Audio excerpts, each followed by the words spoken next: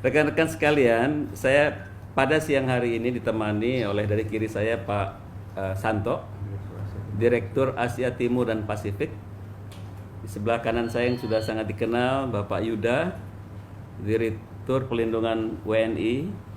Di sebelah kanan beliau Pak siapa coba? Muhammad Rizal. Muhammad Rizal, Kepala pejabat pejabat PLT ya, PLT Direktur Dukungan Strategis Pimpinan. Ada juga Mbak Listi yang sudah berjalan-jalan rupanya.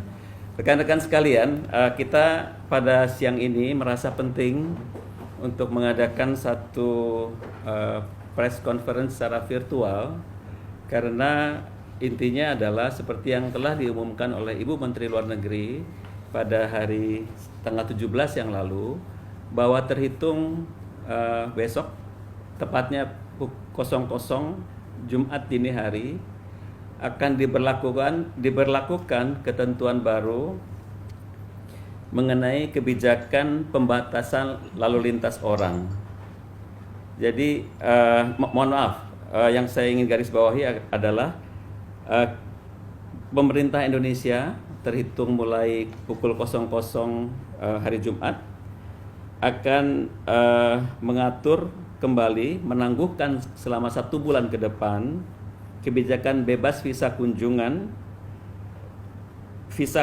saat kedatangan, dan bebas visa diplomatik dan dinas. Dengan demikian, bagi warga negara asing yang akan melakukan kunjungan ke Indonesia harus terlebih dahulu mengajukan permohonan visa ke kedutaan besar kita di negara-negara setempat dengan melengkapi berbagai dokumen yang diharuskan dilengkapi, termasuk diantaranya dokumen kesehatan. Satu hal lagi yang juga disampaikan oleh Ibu Menteri Luar Negeri, yang kita juga mencatat adanya penerimaan yang sedikit berbeda di publik, termasuk juga dengan narasi-narasi dalam media sosial yang mengundang banyak pertanyaan di masyarakat, adalah terkait himbauan pemerintah kepada warga negara Indonesia yang sedang bepergian. Sifatnya adalah mereka yang sebagai travelers atau melakukan kunjungan ke luar negeri. Kita himbau untuk mempercepat kepulangannya ke tanah air. Mengapa kita memberikan himbauan? Karena rekan-rekan sama-sama mengikuti bahwa dalam beberapa hari terakhir dan juga terus ke depannya, banyak negara yang menerapkan lockdown. Dengan demikian kita khawatir masyarakat kita di luar negeri yang sedang melakukan kunjungan perjalanan sebagai wisatawan dan kunjungan singkat sebagai bisnis mungkin, mereka akan terhambat proses pulangnya kembali ke tanah air. Untuk itulah pemerintah, sebagaimana disampaikan oleh Ibu Menteri Luar Negeri, menghimbau kepada masyarakat kita untuk mempercepat kepulangan mereka ke tanah air. Jadi di luar itu, bagi masyarakat kita yang berstatus sebagai diaspora, apakah sebagai buruh migran di luar negeri, mereka yang berprofesi sebagai mahasiswa, pelajar dan lain-lain, saran kita adalah tetap mengindahkan peraturan pemerintah setempat. Dengan demikian tidak ada keperluan untuk memaksakan diri kembali ke tanah air, terkecuali ada kondisi-kondisi tertentu berdasarkan pertimbangan pribadi atau keluarga yang menghendaki mereka kembali ke tanah air. Tapi mohon digarisbawahi kembali, himbauan ini ditujukan khususnya kepada warga negara kita yang melakukan traveling atau sebagai traveler ke beberapa negara pada saat sekarang. Sementara dari saya itu sebagai pembuka, saya persilakan kalau di antara teman-teman ada yang akan menambahkan. Langsung ke pertanyaan ya. Saya di sini sudah menerima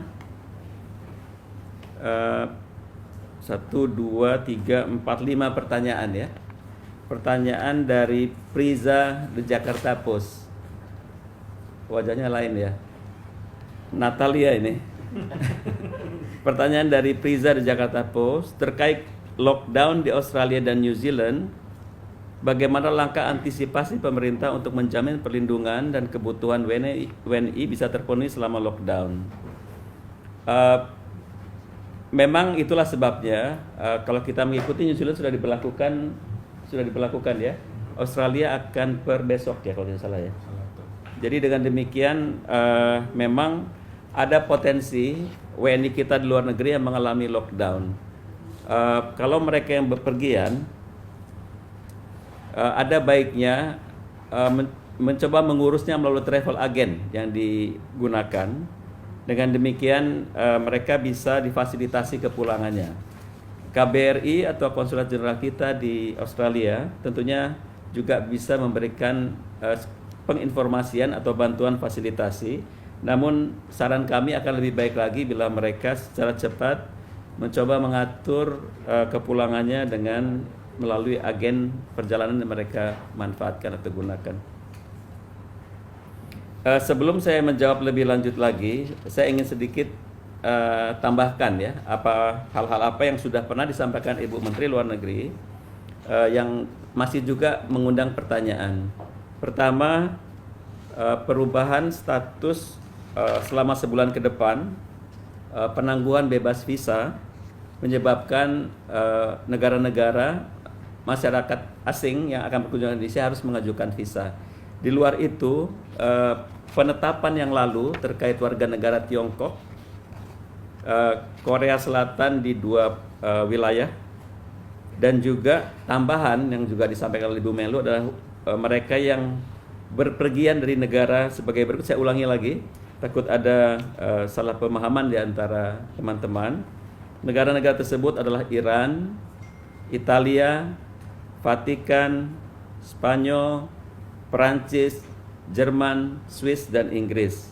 Jadi untuk mereka yang pendatang atau travelers yang dalam waktu 14 hari terakhir berkunjung ke negara-negara tersebut tidak diizinkan masuk atau transit ke Indonesia. Para pendatang juga diwajibkan mengisi apa yang disebut kartu Health Alert Card atau kartu kewaspadaan kesehatan.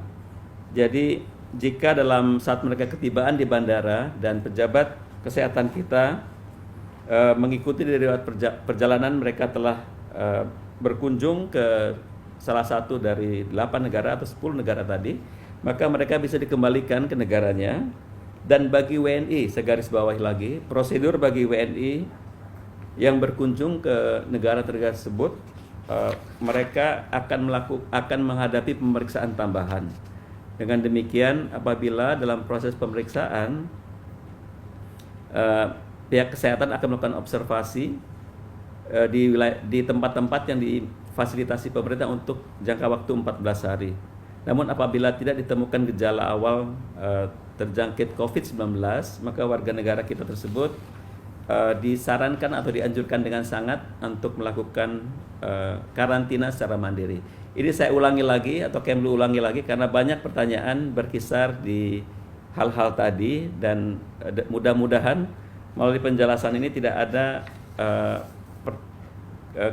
kesalahpahaman di masyarakat dan juga kesalahpahaman dalam mengquote informasi. Pertanyaan dari Jakarta Post, saya kembali.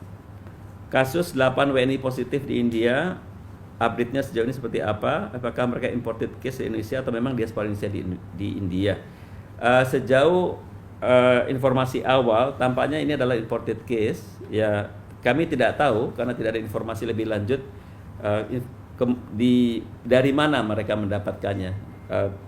Namun informasi lebih lanjut mungkin akan bisa diperoleh melalui Kementerian Kesehatan. Dari Republika, Saudara Ferji. Rizal bisa jawabnya? Kemarin Ibu Menlu menerima telepon dari Menlu Javad Zarif. Mungkin saya teruskan ke Mas Rizal ya, yang kemarin mendampingi Ibu Menteri Luar Negeri. Silakan Mbak Rizal. Ya. Makasih Pak Faiza terkait dengan komunikasi telepon yang dilakukan Ibu Menteri Luar Negeri dengan Menlu Iran, Javad Zarif. Hanya satu hal yang kemarin sebetulnya dibahas, tentu terkait dengan perkembangan COVID-19. Pertama, Ibu Menlu tekankan simpati dan kondolensis bangsa Indonesia dan rakyat Indonesia kepada rakyat Iran terkait dengan meningkatnya jumlah yang terinfeksi COVID-19 di Iran, termasuk jumlah korban meninggal dunia. Yang kedua yang juga dibahas oleh Ibu Menteri Luar Negeri dengan Menlu Javad adalah kedua Menteri Luar Negeri melihat fenomena perkembangan COVID-19 yang saat ini terjadi, digarisbawahi pentingnya kerjasama internasional untuk menangani masalah COVID-19 ini. Karena fenomena yang saat ini terjadi adalah seluruh negara tentu berupaya melindungi negaranya masing-masing, tetapi aspek kerjasama internasional untuk mengatasi masalah ini tentu harus terus didorong karena fenomena COVID-19 adalah fenomena global yang tidak bisa diselesaikan satu negara dengan negara lainnya tanpa berkoordinasi dan berkolaborasi. Ini sebetulnya yang dibahas oleh Ibu Menteri dengan Menlu Javad. Terima kasih, Pak Faizal. Silakan. Baik, terima kasih Pak Rizal. Selanjutnya mungkin saya masuk ke pertanyaan Saudari Dante Alina ID terkait 13 WNI kita di Malaysia dan 10 WNI kita di India. Saya minta Pak Yuda ya untuk menjelaskan perkembangannya. Silakan Pak Yuda. Terima kasih Pak Jubir. Jadi berdasarkan informasi yang kami terima dari perwakilan kita yang ada di KBRI Kuala Lumpur dan juga yang ada di KRI kita yang ada di Tawau dan juga KJRI kita yang ada di Kota Kinabalu. Sebagaimana diketahui pada awal Kementerian Kesehatan Malaysia menyebutkan ada 3 WNI yang terjangkit. Kemudian kami juga mendapat informasi dari perwakilan kita yang ada di Tawau dan KK ada 10 yang terjangkit.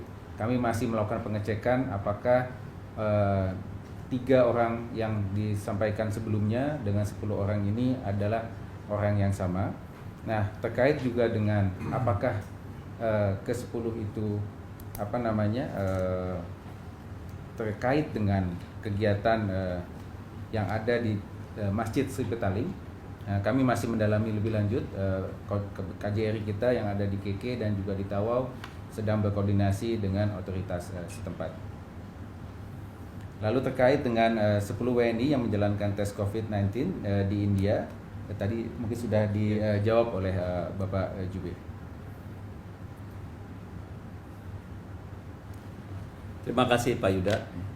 Saya masuk ke pertanyaan Saudara Dani dari Kompaskom ya. Pertanyaannya kenapa secara efektif dilaksanakan per 20 Maret? Ini penetapan tanggal ini juga sudah melakukan satu proses yang cukup panjang karena sebelum kita menetapkan pengaturan baru untuk izin kembali datang bagi orang asing ke tanah air, tentunya kita harus memastikan kesiapan perwakilan kita di luar negeri dulu. Karena sistem yang sudah berlaku saat sekarang adalah fasilitas bebas visa kunjungan untuk kembali ke sistem lama yang menggunakan proses pemasangan stiker di paspor dan lain-lain. Perlu ada satu kepastian bahwa perwakilan kita siap di berbagai mancanegara. Di samping itu tentunya secara internal sebelum ditetapkan satu kebijakan, Menteri Luar Negeri sudah juga harus mendapatkan kesamaan support dan pemahaman dari berbagai kementerian dan lembaga. Jadi inilah satu keputusan yang bersifat lintas kementerian dan lembaga. Dengan demikian dari sisi tupoksinya lah maka Menlu menyampaikan dan tanggal 20 tersebut lebih dalam konteks memastikan kesiapan infrastruktur di perwakilan dan juga kourtesi yang dilakukan oleh Kemlu untuk mengkomunikasikan ke kepala-kepala perwakilan negara terkait di Jakarta dan juga melalui kedutaan besar kita di setiap negara dikomunikasikan langkah yang akan diambil oleh pemerintah tersebut. Ada pertanyaan lanjutan dari Pak Dani mengenai spekulasi bahwa pemerintah akan melakukan lockdown dengan meminta seluruh WNI pulang dan melarang WNA masuk Indonesia selama 1 bulan. Saya rasa ini satu spekulasi yang sangat tidak bisa dibenarkan karena apa yang dilakukan oleh pemerintah dengan meminta seluruh WNI yang bepergian. Saya ulangi lagi, mereka yang bepergian, bukan mereka yang menjadi diaspora yang menetap di satu negara, tetapi mereka yang berpergian, travelers, untuk menyegarakan kepulangannya. Karena kalau tidak, mereka sangat berpotensi akan mengalami stranded atau tertahan kepulangannya karena banyak negara yang secara mandiri menerapkan lockdown. Jadi bisa dibayangkan mereka yang sedang berpergian, sedang berlibur, kemudian mereka tidak bisa kembali ke tanah air. Kita tidak juga melarang WNA masuk ke Indonesia. Saya garis bawahi, tidak melarang WNA masuk ke Indonesia. Namun mekanisme izin atau visa untuk mereka datang ke tanah air itu yang kita berikan semacam penyesuaian. Dengan demikian harus melalui satu proses pengajuan visa kembali. Itu yang saat ini dilakukan, dan per Jumat besok tanggal 20.00 akan diberlakukan.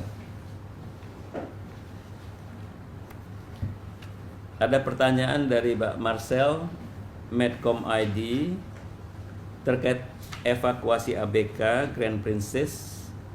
Yang mengenai India saya rasa juga sama ya. Saya minta mungkin Pak Yuda untuk memberikan jawaban. Silakan Mas Yuda. Terima kasih Bapak. Terkait dengan pertanyaan Mbak Rifa, terkait dengan update 13 WNI positif Corona, tadi kami sudah jawab. Terkait dengan pertanyaan lanjutan mengenai jumlah WNI peserta tablik 696, kabarnya ada yang pulang ke Indonesia dan apakah pemerintah sudah melacak kepulangannya.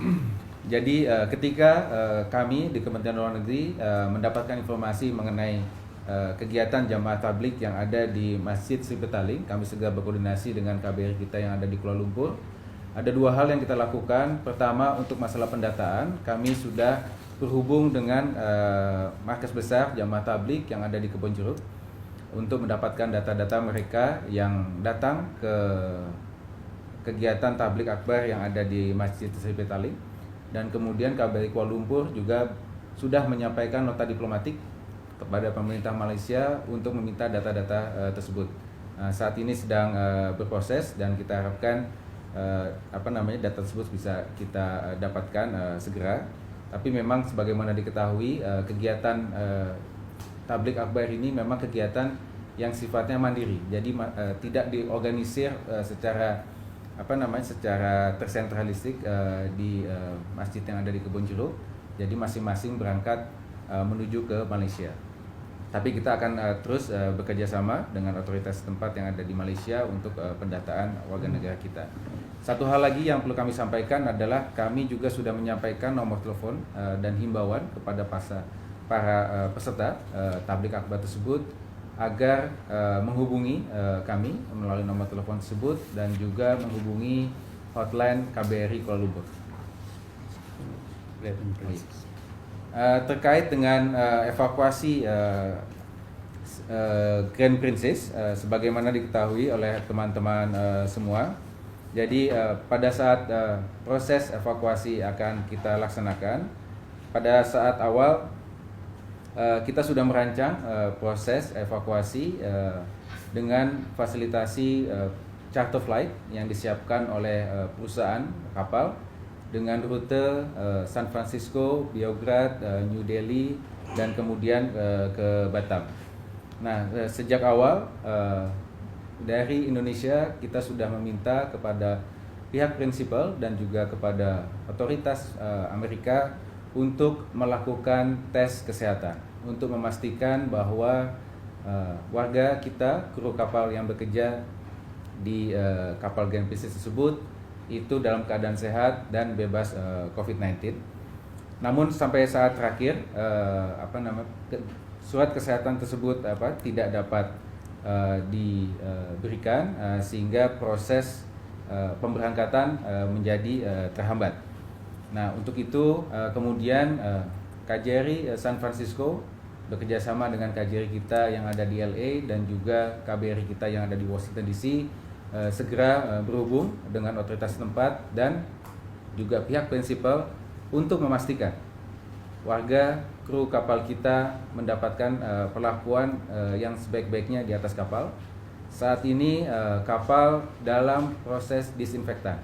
Jadi kita meminta agar kapal dilakukan proses disinfektan dan kemudian satu kru disiapkan satu kamar.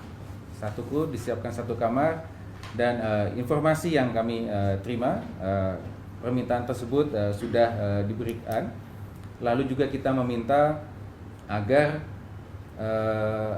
setiap kru kita yang ada di kapal tersebut tidak bekerja. Jadi ada 3 permintaan yang kita mintakan. Pertama adalah kapal dilakukan disinfektan, 1 kabin, 1 kru, dan kemudian mereka tidak bekerja.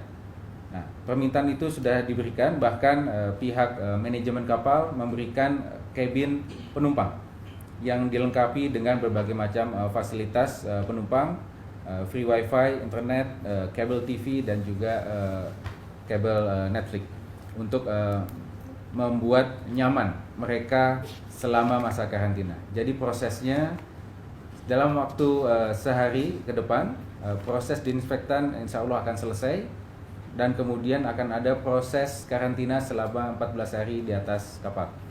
Setelah itu kita harapkan setelah proses karantina selesai dan mereka bisa pulang kembali ke Indonesia, dan kita tentu akan terus monitor dan membantu memfasilitasi kepulangan mereka ke Indonesia. Demikian, Bu.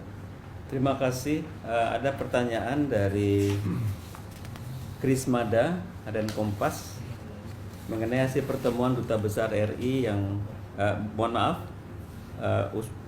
tawaran bantuan dari pihak Tiongkok. Saya minta Pak Santo untuk menjelaskan, karena Pak Santo bagian dari tim yang mengurusi fasilitasi bantuan untuk penanganan COVID-19. Baik, terima kasih Pak Jubir. Terima kasih Mas Kris atas pertanyaannya.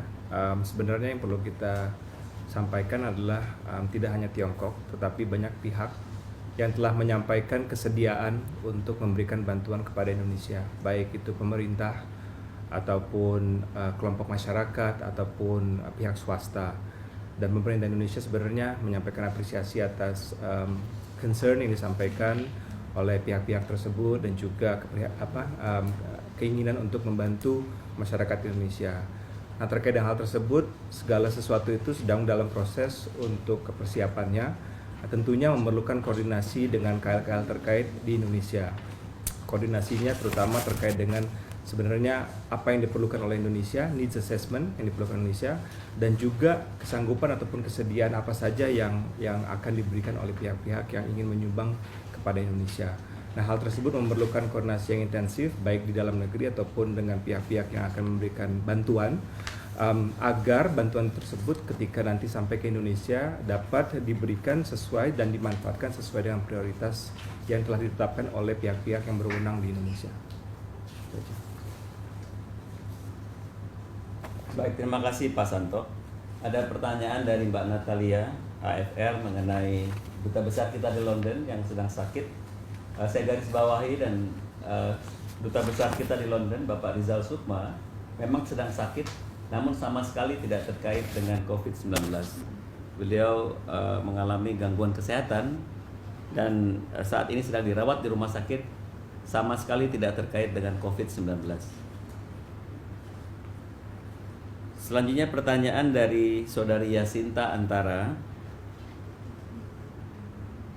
Penanganan kesehatan bagi warga negara kita yang sakit di Malaysia dan India, apakah ditanggung pemerintah setempat atau membiayai kesehatan, atau kita yang membiayai kesehatan mereka? Sejauh yang kami ketahui dibiayai atau penanganannya oleh pemerintah setempat. Mengenai Singapura, kebijakan ditetapkan itu sudah di-announce ke publik. Dengan demikian mereka yang sakit berbeda dengan di kedua negara.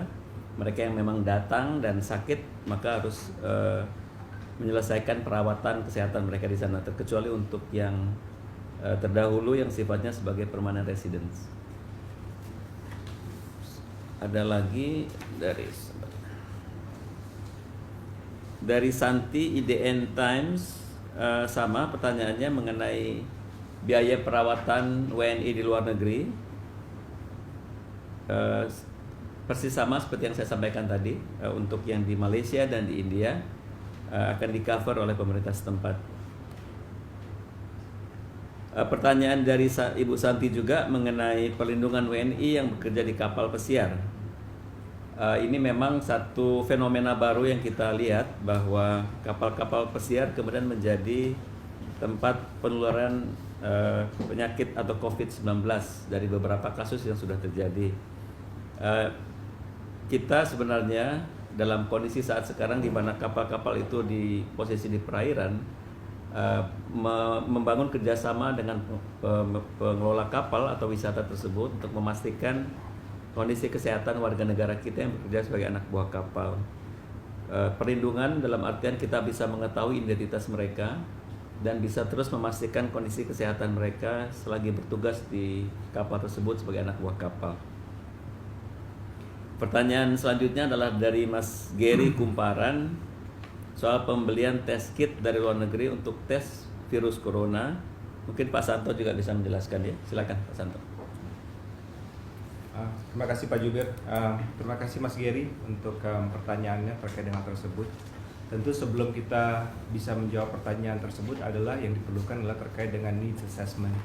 Nah, needs assessment itu sekarang sedang dikembangkan, yaitu apa saja yang diperlukan oleh Indonesia, jumlahnya dan lain-lainnya. Dapat kami informasikan juga bahwa sebenarnya terkait dengan test kit ini juga banyak yang sifatnya akan ada beberapa pihak yang menyampaikan kesediaan untuk menyumbangkan, jadi tidak untuk menjualnya. Jadi oleh karena itu memang kita sedang lihat sekarang dan kita sedang berusaha untuk kompilasi berbagai tawaran ataupun kesediaan dari pihak-pihak asing untuk menyumbangkan test kitnya. Pada saat yang bersamaan kita juga melakukan assessment mengenai seberapa banyak sebenarnya yang diperlukan oleh Indonesia, dan itu dilakukan oleh pihak-pihak yang berwenang baik itu Kemkes ataupun BNPB untuk kemudian kita bisa sampaikan kepada pihak asing dan kemudian segalanya dipenuhi. Ada pertanyaan dari Mas Ciko ya terkait lockdown di Australia. Mungkin sekaligus saya minta Pak Santo sebagai Direktur Asia Timur dan Pasifik untuk menjelaskan sejauh mana komunikasi yang ada. Memang yang ingin saya garis bawahi seperti halnya yang kita lakukan dengan beberapa negara sebelum kita mengeluarkan kebijakan baru terkait pengelolaan pemberian visa, kita sudah memberikan in advance pemberitahuan mengenai akan diterapkannya kebijakan perubahan pemberian visa tersebut. Hal yang sama merupakan satu kelaziman dalam hubungan antar negara, dan untuk konteks Australia kita mintakan Pak Santo untuk menjelaskan. Baik, terima kasih Pak Jubir, terima kasih ya Mas Ciko untuk pertanyaannya ini.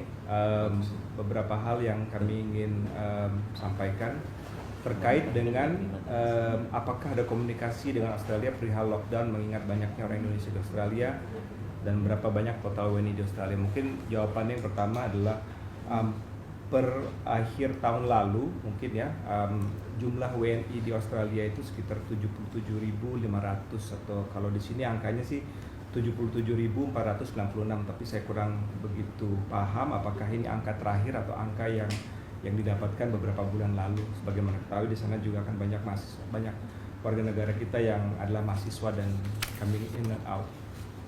Jadi memang merupakan suatu concern bagi kami, tapi kami juga percaya bahwa apa yang dilakukan oleh pihak Australia itu dilakukan dengan penuh responsibility. Dalam kaitan ini, berbagai kebijakan yang akan diambil oleh Australia selalu dikomunikasikan kepada kita lebih awal, dan oleh karena itu kita juga melalui aplikasi Safe Travel, kita melalui berbagai macam modus, baik itu melalui komunikasi yang dibangun oleh KBRI dan KJRI juga berusaha untuk menyampaikan informasi baik itu yang ada yang disampaikan oleh pemerintah Australia kepada kita ataupun oleh pemerintah Australia kepada masyarakatnya secara umum. Jadi harapannya adalah bahwa masyarakat kita di Indonesia itu sudah aware mengenai hal-hal yang akan dilakukan oleh pemerintah Australia terkait dengan upaya mereka untuk istilahnya flattening the curve terkait dengan penyebaran COVID-19 ini. Kemudian terkait dengan kemungkinan ada banyak yang disampaikan beberapa hari lalu dan baru akan diterapkan tanggal 20, itu kan istilah memberikan waktu untuk warga negara Australia juga jika ingin berpulangan, dan sebenarnya tidak ada permasalahan terkait dengan hal tersebut. Tetapi juga sebenarnya pemerintah Australia juga memberikan advice yang cukup banyak kepada masyarakatnya untuk segera pulang dari liburan mereka yang baik itu di Eropa ataupun Indonesia. Jadi memang upaya yang dilakukan untuk supaya warga negara Australia ini tidak stranded di berbagai belahan dunia itu tidak hanya dilakukan oleh negara-negara di mana mereka berada, tetapi utamanya justru oleh pemerintah Australia itu sendiri dengan memberikan advice kepada warga negaranya yang sedang berwisata di luar negeri untuk kemudian segera pulang ke Australia. Ya. Terima kasih Pak.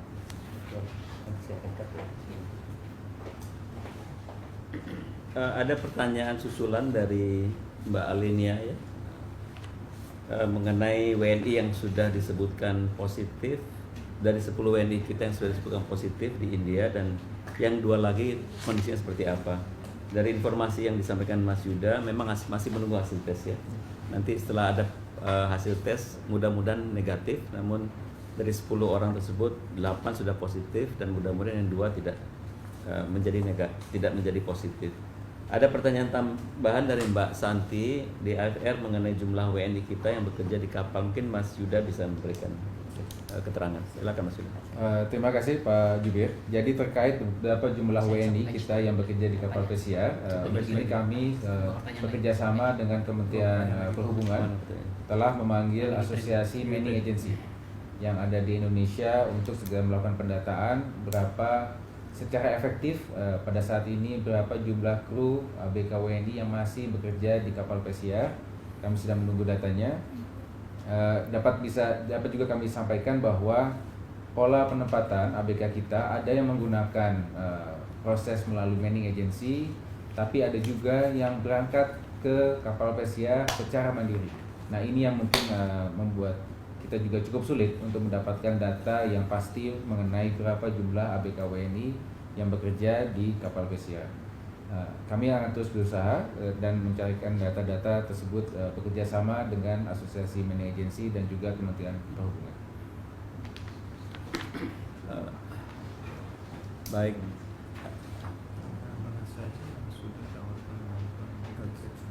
Ini ada pertanyaan dari Sindo News, Saudara Victor. Negara mana saja yang sudah tawarkan bantuan beri tes kit kepada RI?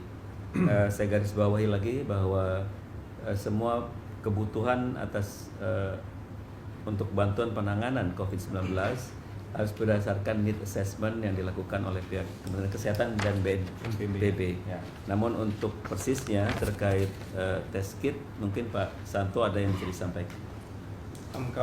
Kalau mengindikasikan negara mana saja, sebenarnya yang tadi saya sudah sampaikan bahwa tidak hanya negara tetapi juga banyak pihak-pihak dari perusahaan juga yang menyampaikan komitmen mereka, kesediaan mereka untuk mendonasikan, menyumbangkan test kit. Ada dari beberapa pihak sebagaimana sudah kita baca di media juga, dari Singapura dan juga ada dari Tiongkok juga. Hal tersebut mungkin sebenarnya sudah banyak di media yang dan sebenarnya sumber-sumbernya juga sama juga, apa istilahnya yang sebelumnya saya sampaikan. Tetapi yang saya ingin tekankan kembali adalah bahwa kesediaan untuk melakukan bantuan kepada Indonesia itu tidak hanya dari pemerintah asing, pemerintah sahabat-sahabat kita, tetapi juga dari pihak-pihak baik itu kelompok masyarakat ataupun dari pihak swasta. Baik, terima kasih Pak Santo. Saya juga ingin garis bawahi tambahan sedikit mungkin ya, bahwa hal kerjasama internasional ini adalah salah satu yang juga Indonesia sudah sampaikan, dalam artian tidak hanya kita memperoleh bantuan dari negara-negara sahabat, tapi bagaimana negara-negara dunia dapat membangun kerjasama untuk penanganan masalah COVID-19 ini. Bapak Wakil Menteri Luar Negeri tanggal berapa ya? 16 ya? Pada tanggal 16 telah melakukan video conference dengan duta-duta besar negara sahabat yang berkedudukan di Jakarta, dan juga dengan pemimpin organisasi internasional yang berkedudukan di Jakarta. Sifat dari video conference tersebut adalah memberikan update atas masalah COVID-19 di Indonesia, dan juga menegaskan kembali fasilitasi kekonsuleran apa yang bisa diberikan oleh pemerintah kepada perwakilan negara asing di Jakarta. Namun satu hal yang penting yang juga digarisbawahi oleh Bapak Menteri Luar Negeri adalah bagaimana negara-negara di dunia bisa membangun kerjasama untuk mengatasi tantangan global ini dengan maraknya kasus-kasus COVID-19. Jadi tawaran bantuan dan kesediaan negara-negara memberikan bantuan bagi negara yang terdampak itu adalah bentuk dari satu realisasi kerjasama internasional yang sedang dibangun. Ada pertanyaan dari Mbak Sela Medcom mengenai total WNI yang terjangkit COVID dan sebarannya seperti apa? Mungkin Pak Yuda bisa menjelaskan. Terima kasih Pak Jubir. Terima kasih Mbak Sela untuk pertanyaannya. Dapat kami sampaikan hingga pada hari ini ada total 47 WNI kita yang di luar negeri yang positif terjangkit COVID-19. Perlu kami catatkan bahwa 47 ini termasuk tadi yang kami hitung di Malaysia, yang angkanya masih kita konfirmasi apakah itu ada double count atau tidak. Nah, jadi total tercatat 47. Kondisinya 37 masih dalam perawatan di rumah sakit dan 10 sudah dinyatakan sehat dan keluar rumah sakit. Sebarannya ada di Singapura 14, Jepang 9, yang ini semuanya berasal dari Diamond Princess. Taiwan ada 1, Australia 1, Malaysia kita catat sebagai 13. Nanti kami akan cross check kembali mengenai angka di sini berdasarkan informasi dari otoritas tempat di Malaysia. Lalu Arab Saudi 1, Makau 1, dan India 3. Ada pertanyaan dari Sori Suci Tempoko mengenai lockdown di Italia. Yang kita pemerintah garis bawahi adalah bagi warga negara kita di Italia ataupun di wilayah negara lain yang mereka adalah menetap di sana sebagai diaspora, sebagai mahasiswa, intinya adalah mengindahkan apa yang menjadi arahan dari pemerintah setempat, termasuk warga negara kita yang di Malaysia, di mana kantung diaspora kita cukup besar. Kita selalu mengingatkan kepada mereka untuk mengindahkan apa yang menjadi ketetapan pemerintah. Dengan demikian, insya Allah bisa melewati masa sulit ini dengan baik, karena mereka tentunya mengikuti aturan yang diberlakukan oleh pemerintah setempat. Sama halnya, pesan yang sama disampaikan juga oleh kedutaan besar kita bagi masyarakat kita yang bermukim di Italia. Rekan-rekan sekalian, ini adalah kesempatan pertama kita melakukan acara press briefing secara virtual. Mudah-mudahan apa yang disampaikan oleh kami dan teman-teman di Kemlu dapat diterima dengan jelas. Apabila masih ada kekurang jelasan, silahkan ditanyakan kembali. Namun saya ulangi sekali lagi bahwa kita merasa penting atau urgensi melakukan press briefing pada hari ini karena terhitung 00 Jumat besok akan ada penyesuaian bagi izin untuk masuk ke tanah air untuk para warga negara asing. Saya garis bawahi, tidak ada Indonesia menutup wilayah nasionalnya bagi orang asing. Namun untuk mereka yang akan datang ke Indonesia diberlakukan proses pengajuan visa kembali seperti sistem yang diberlakukan di masa lalu. Dengan demikian kebijakan bebas visa kunjungan saat kedatangan dan bebas visa diplomatik ditangguhkan untuk 1 bulan ke depan. Demikian juga halnya bagi warga negara kita yang dihimbau untuk kembali ke tanah air adalah mereka yang sedang melakukan perjalanan atau sebagai turis, sebagai pelancong dan melakukan bisnis jangka pendek mungkin di luar negeri. Kita himbau untuk kembali menghindari kesulitan mereka untuk kembali ke Indonesia.